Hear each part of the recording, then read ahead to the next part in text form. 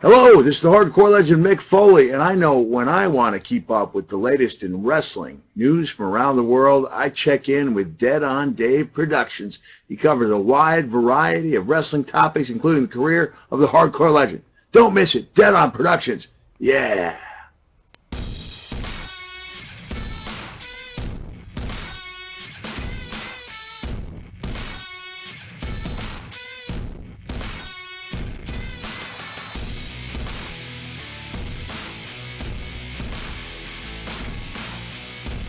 Yeah, what's going on, everyone? It's your boy, Dead on Dave. Welcome back to the channel. It's Friday, May 8th, so you know what time it is. It's time for your Smack Digging It Down review. Let's get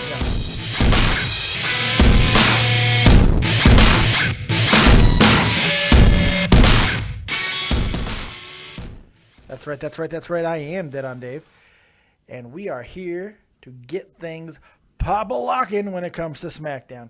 And as you know, I haven't watched SmackDown yet. I'm about to watch it right now, so I'm going to give you my unfiltered, unadulterated, unscripted reactions to the SmackDown product segment by segment. I'll give you times of which each segment takes place, but remember, these times are without commercials. So if you're following along at home, it's without commercials. So good luck figuring out the conversion. Really, the time's just for me to make me sound more important than I actually am.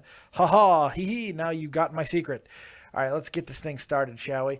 Let's get right into it. Friday Night SmackDown. Hope it's good.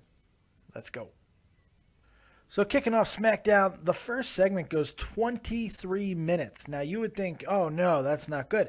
However, I'm here to tell you that it was actually very good because there was a little bit of promo work with Bad News Barrett coming out, King Barrett being introduced by Jerry Lawler, and he does the intimidation thing, tries to get Jerry to bow down to him basically and say, all hail King Barrett and all that crap. Jerry wouldn't. So he was about to get bullhammered. Dolph Ziggler comes out and basically takes over and says, hey, we're going to have a match. Yay, because I love when people can just make matches because it makes sense.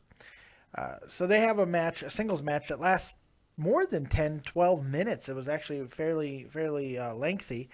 And then it didn't take very long, though, to know that we probably weren't going to get a guaranteed finish here, because when you start thinking about the other two guys who are involved in this feud, it makes sense to have them all together. So eventually, Sheamus comes out, and they both beat down Ziggler. Neville makes the save. We come back from commercial break, and there's a tag team match going on. So somebody said, okay, you animals, get in there and have a tag match, and that's exactly what they did. So the match continued to be very entertaining. All four guys getting plenty of offense in, having a lot of fun, close finishes. And then the finish came when Neville launches himself over the top rope onto Sheamus, which causes a minor distraction, and Barrett almost gets the victory with a roll-up, but Neville was able to break that up, and then Ziggler hits a zigzag for the victory. Good opening match. I thought it was very high-octane, a lot of action, a lot of fun, good stuff going on. Those four guys are very good together. They work well. It's a good rivalry between the four of them, and I'd like to see it progress even further, hopefully with the inclusion of the Intercontinental title at some point. We'll see what happens. I'm sure the longer we go without Daniel Bryan, it's going to get addressed eventually. Speaking of Daniel Bryan, there is some Daniel Bryan news, and I think it kind of gives us an idea of exactly how long Daniel Bryan is probably going to be out for, and I think it's going to be lengthy because they're going to get use out of him. They revealed yesterday that there will be a host for Tough Enough and 3 panelists. The host will be, shocker, Y2J Chris Jericho, which, is what it is. But the panelists, the people who will be casting judgment upon all these young, Tough Enough wannabe whatevers, will be Hulk Hogan, Paige, and Daniel Bryan. So they're going to get as much out of Daniel Bryan as humanly possible, even if he can't wrestle. So this will be good. It'll be keep him on TV, keep him relevant, and maybe he can help some people while he's there. So that should be interesting. Let's go ahead and get back to SmackDown and see what's next. It looks like Renee will be interviewing Dean Ambrose. Whenever she interviews Dean Ambrose, she always gets a bigger smile on her face right before. I kind of like that, since they're in LOVE, love. Yeah, that was bad. Bad song, but I'm amazing anyway. Anyway, let's get back to SmackDown and see what is next. Dean Ambrose just cuts a promo that absolutely made Miss Renee Young's panties drop with moisture. I'm sure. Man, she had such a look on her face when he walked away. Oh, God. She is so turned on right now. It's not even funny. No, it was a good little promo. Dean Ambrose doing what he does best. I mean, he does great mic work. That's why everyone loves him so much. Talks about some chaos and all that stuff, and boom, get this guy a T-shirt. It's just like he's bulletproof at this point. I mean, he can basically do whatever, and this guy is just super over, and it's kind of cool. So we'll see what happens later on with the contract signing. Oh, bloody hell. Love those contract signings. And let's see what the next match or segment is on SmackDown. Boom! I'm boring myself. I'm tired. SmackDown. There we go. So Luke Harper and Fandango have a match. And this is at the 30-minute mark about. I forgot to do the time earlier. About 30-minute mark. And, short match, not very long. Fandango gets a little bit of offense, but it's controlled mainly by Harper, who hits a nasty discus clothesline to get the victory. After the match, it looked like he was going to beat him down a little bit more. However, he does not, because Erick Rowan's music hit, and out he comes. And he comes into the ring and stares down Luke Harper for just a moment before he goes to work on Fandango, thus confirming all of the talk about Luke Harper and Erick Rowan possibly reuniting, because Rowan was working as a heel now at live events. So that seems to be very much true and accurate. But is it going to be a reformation of the Wyatt family, or at least this tag team with these two? I think it's very possible. They're a good tag team together. It'd be a lot of fun to see them wreaking havoc once again. And mainly, since there's nothing being done with either one of them, kind of go with the Kid and Cesaro type of situation, where you put them together and see what shakes loose. Maybe they start making some noise in the tag team division and revitalize their career, just like Kid and Cesaro have. So quite interesting to see that go, and can't wait to see how that storyline furthers. And are they going to be jumping any lines when it comes to the tag team division? So we'll see. Let's go ahead and jump back into SmackDown, get right back to the action, and see what is next. About 34 minutes in, out comes Lana to Big Pop, and she starts talking a little bit. Actually, she doesn't get much out. She just says, "Don't cheer for me. It upsets Rusev. It upsets him so much, and he takes it out on me and gives me the Bulgarian bean knuckle." I don't know what a bean knuckle is, but I'm sure it's sexual. So yeah, this whole Lana situation obviously is going to come to a head. She's smiling ear to ear. She's loving all the attention she's getting. This is going to happen eventually, or they could double down and make her go super evil, which would be funny. But we'll see what they decide to do. Rusev comes out and makes her leave the ring once again, pissing everybody off. And then he goes on a long diatribe once again, like he always does. And I will crush Cena at Payback and make him crit and crush, krish and crush and crit and crush. Shut up, Rusev. Shut up. Go away. Shut up, Rusev. You go get Lana. You go get Lana in her little blue suit. You get her back out here because I want to see her. Now I'm going to have to go look at more naked photos of her and get lost in the Lana vagina vortex yet again. I ain't got time for that. I got things to do. I got a long day. But because Rusev can't let her woman stay in the goddamn ring, now I've got to go get lost for hours yet again. Thank you, Rusev. Thank you, WWE. Go fuck yourself. Oy. Anyways, so yeah, just another promo, same deal as we always get, and He's going to confront Cena on Raw. But other than that, good segment because, Lana. Anytime I get to see Lana is a good day, and she was in my favorite color, blue, which I'm sure had everything to do with me and nothing to do with the fact that she was on SmackDown, whose color is blue. Anyways, let's get back to SmackDown, shall we? I believe we're about to get a Roman Reigns promo. 38 minutes in almost, Roman Reigns does a crappy promo that no one will forget, no one will remember. I don't care. I'm eating a sandwich. It's a fish sandwich with pickles and cheese. It's really good. It's pretty damn yummy. It's that light cheese, though, that fat people eat when they don't want to eat the full fat cheese. So it's kind of hard. But it's okay because I got toast. And toast kind of melts the cheese a little bit. And I got the pickles on there, too. Pretty good. And there's fish. It's yummy. Can't hear you talk. And you don't give away secrets. My wife's talking to me from the toilet where she's taking a dump.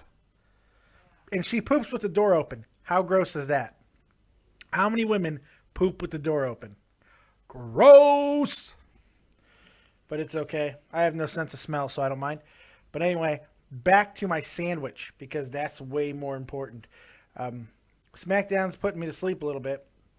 And it's okay. It's not like it's terrible. It's just I don't care. And this sandwich is delicious. So, sandwiches and SmackDown. Huzzah. Roman Reigns. Bleh. Boring as shit. Dean Ambrose is my friend. He's my brother, and I trust him. I'm going to punch everyone in the mouth. Believe that. Basically, I just gave you the promo. Yay. Let's get back to SmackDown so I can eat more sandwich. Because the more I'm talking to you, the less I'm eating the sandwich. Back to SmackDown, and I'll give you my sandwich review in the next segment. Look forward to it. I am. About 51 minutes in, I have finished my sandwich. It was fantastic, and I was very happy with it. I also watched a 6-man tag between Kid Cesaro and Ryback versus the It's a New Day, sir. Yes, it is. Can you feel the power of the New Day? Yes, sir. Yes, sir. I like the New Day. I didn't, but now I do because they're funny. Because they're hilarious with their stupidity. It was a good match. I mean, until the end. The match was really solid. I mean, everyone got a lot of offense and a lot of fast-paced action, which was cool. Even Ryback got into a lot of it. So that was neat. But the ending was terrible. There was some really bad botching at the end. Nobody really seemed to know what they were doing after a distraction by Bray Wyatt. Just his music, no actual appearance. But then it kind of shit got real when, for some reason, Cesaro was trying to set up this weird, it looked like a tornado DDT off the barrier, but he actually just kind of weirdly, almost like a small packaged Biggie onto himself. It was very weird, onto Cesaro. I mean, it was very strange, and it looked very botch-tastic. So, I don't know. And the New Day get the victory. I think Xavier Woods got the victory with a roll-up. Oh, God, that was a powerhouse there. Oh. Why am I all wet? I'm all wet everywhere. Oh, no, I made myself all snotty. Oh, no. Anyway, decent match until the end. But, this, I don't know, the SmackDown, I'm trying to entertain myself in other ways because I'm just not feeling it. Probably because it's a beautiful German freaking Friday. And it's 11:30, almost 12 in the afternoon, or in the morning, whatever the fuck noon qualifies as. Yes, noon qualifies as noon. Thank you very much from the bathroom. Yeah. And it's beautiful outside, and I'm distracted because I think I'm going to go frolic. Yes, the fat man can frolic as long as he has his cane and stimulator and probably some pain pills. And maybe get a stiff drink after. I don't know. But I want to frolic, so I need to finish SmackDown. Onward, SmackDown. Let's to the next segment. It's going to be a promo, but I'm not going to talk about this promo because I don't care. It's Randy Orton. Unless he says something amazing like, I'm Justin Bieber's father, then I don't care. So I will not be commenting on the next promo because I don't care. Here we go. Next. Here we go. Boom. About 59 minutes in, we got a Naomi versus Emma match, and they both have different ring gear now. I love both their ring gears, by the way. That's the most entertaining thing about this match, really, was how great they looked. Emma looked fantastic. I like her new ring gear. And Naomi looks amazingly smoking hot. Here's the problem. It's kind of the same story with Naomi, and I'm sure people are going to say that I'm wrong, and I don't give a shit. You go watch the match. It wasn't very good. She was kind of sloppy at places. I mean, even her kip up, it was just everything sloppy. She's not in control, and that's the problem. The rear view was ugly. It didn't work very well. She didn't set it up very well. The promo that her and friggin' what's her name, Tamina, cut before the match on a pre-recorded segment. Terrible. She even botched. She said Glamazon. Glampire is what Paige is referred to. Glampire. Glamazon has been gone for a very, very long time. It's just everything about it. It's just a mess. She's messy. Her new attitude is great. I love her attitude. I love her athletic ability. I love this attitude. It's interesting. However, she's really not that great. Just because someone's different. I've said this about Lucha, and I've said this about TNA. I've said this about other organizations, other entities, other people. Just because you're different doesn't mean you're good. It's just how it is. Yes, she's different, but she's not consistently good, and that's a problem. That's a problem. So I want to see her continue to evolve and tighten up her game a little bit. Get rid of the rear view. It doesn't look that good. It's not a good finisher. It doesn't have a good look to it. It doesn't get sold very well most of the time. It looks stupid. You're hitting someone with the softest part of your body. So the softest part of your body is that big duffy ass. I mean, Jesus Christ. Just drives me insane. But look, I'm not saying that it was the worst Divas match I've ever seen, but when you compare this match that Emma had with Naomi, you compare it to the match that you just saw last night on NXT, the night before, with friggin' Bayley. That was a great match. I'm sorry, Emma and Charlotte. Charlotte, not Bayley. Emma and Charlotte, and it was fantastic. It was great. And it's the same person. It's Emma. It's one half of that match that was great with Charlotte. So where does the other half come from? Obviously, Naomi was the same thing. And people can go, well, they didn't give him as much time. They didn't give him much less time. They gave him time. It just wasn't a very exciting match. So I don't know. But I do think Naomi's got enough talent to stick with her. And hopefully she will continue to get better. That's the most important thing. Let's go ahead and get back to SmackDown. Okay, rest of the event, we had Lucha Dragons versus Los Matadores. And a decent match. I mean, good back and forth. Blah, blah, blah, blah. Los Matadores lose from a roll-up by Sin Cara off the ropes. And Kalisto does his thing, and it was amazing. After the match, the Matadors decided, well, at least one of them, I don't know, they wear masks. I don't know which one. Primo. No, Epico. Fuck them. Primo. We're going to call him Primo. Primo. Oh, no, Fernando. Venezuela. Santino Marella. Domingo Montoya. Fuck. I don't know who it was. One of them decides to beat the holy hell out. No, he doesn't. What am I talking about? No, he doesn't beat up the bull. He pushes the bull, and then he has regret. He doesn't beat the bull up. Oh my God, I have not been drinking. I swear to God. I'm so bored that this is what my mind is doing. It's making shit up. Because that didn't happen.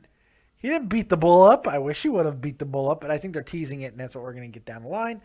I decided to just keep watching. I wasn't going to make a stop because I didn't care. And the Fatal 4-Way contract signing, guess what happened? They fought at the end of all of the talking. Yay! And Seth Rollins got the better of everybody, which he'll probably do at the pay-per-view as well. And, yeah. Chaos. Look, I'm not even going to say that it's a bad SmackDown. I'll probably give it a 5. which that's bad, but it's not terrible. Look, I just was not entertained. I just was not, and I don't even think it's SmackDown's fault. I don't even want to review SmackDown anymore. I don't even know why. It's a beautiful Friday. I'm just bored with it right now. I love NXT. Still love it. Excuse me. Oof. Still loving Raw. Still loving NXT. But see, here's the problem. I think I know the issue. I read the spoilers for SmackDown like Wednesday morning. Like Tuesday night, Wednesday morning. I read the spoilers.